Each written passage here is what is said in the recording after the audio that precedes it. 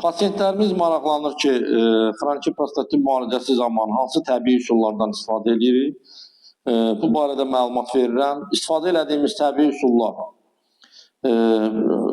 bioaktiv nöqtələrə heyvanlardan və bitkilərdən alınmış Alman istehsalı olan dərmanların yeridilməsi, bitki tərkibli preparatlardan istifadə, fizioterapevtik aparatlardan istifadə, zəli terapiyası, hicama terapiyası, bunlar hamısı öz müalicəmizdə istifadə etdiyimiz təbii müalicə üsullarıdır.